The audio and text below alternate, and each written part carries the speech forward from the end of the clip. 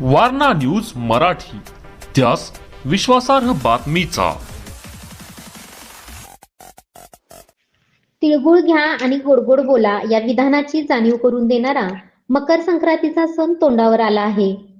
रूढी आणि परंपरा यांची सांगड घालीत येणाऱ्या सणासाठी पूजल्या जाणाऱ्या सुगड्या बनवण्याच्या कामामध्ये कुंभार बांधव मग्न झाला आहे।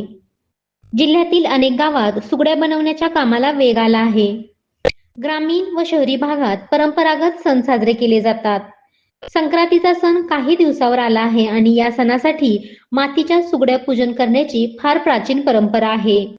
सध्या प्लास्टिकचा जमाना असला तरी मातीच्या वस्तूचे मूल्य कमी झालेले नाही, त्यामुळे संक्रांतीच्या सणाला सुगड्या पूजनाची परंपरा आजही कायम आहे। आजही शहरी व ग्रामीण भागात या सुगड्या पूजण्याची परंपरा कायम आहे।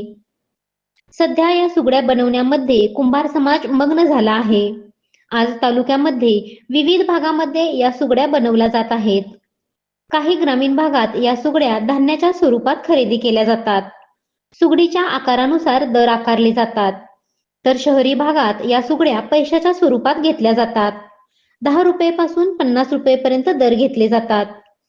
जिल्ह्यातील अनेक गावात कुंभार बांधव हा परंपरागत सुगड्या बनवण्याचा व्यवसाय तग धरून आहे। या व्यवसायासाठी लागणारी माती दुर्मिळ आहे, तरी हे बांधव या अडचणीवर मात करीत हा व्यवसाय चालवत आहेत।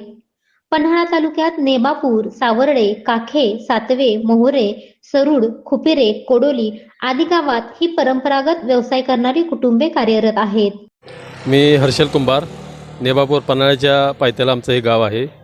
तरी आमच्या गावाच्या म्हणजे पन्हाळा परिसरामध्ये आजूबाजूला जी छोटी छोटी खेडी आहेत त्या गावामध्ये आमच्या इथून मातीकामाचं जे साहित्य आहे, म्हणजे अक्षय तृतीयाला करवर आणि संक्रांतीला सुगडी ही मातीकामाचं जे मटेरियल आहे ते सगळं आमच्या इथून जातं। तर याच्यामध्ये आता तरुण पिढीची थोडी पाठ फिरवलेली आहे, म्हणजे इतर कामाच्या संदर्भात नोकरीसाठी बाहेर गेलेली तरुण मुलं। तर याच्यामुळं आम्हाला थोडा प्रॉब्लेम काय होतो, तर जिथं जुनी लोकं आहेत ती थोडीशी त्यातली आता कमी झालेली आहेत आणि नवीन पिढी जी आहे ती तयार होणं महत्त्वाचं आहे। याच्यासाठी आम्ही कुंभार बांधवांनी या मातीकामाचं ट्रेनिंग घेऊन ते मातीकाम आम्ही म्हणजे सुगडी वगैरे तयार करणं किंवा मडकी आणि कुंभार कामाचे साहित्य आहे ते तयार करण्यासाठी याचं योग्य ट्रेनिंग घेऊन ही कला जिवंत ठेवणं हे गरजेचं आहे। तर नसेल किंवा समजा हे जर तयार झालं नाही मटेरियल, तर पुढची ही आमची कुंभार कामाची कला लोप पावण्याशिवाय राहणार नाही।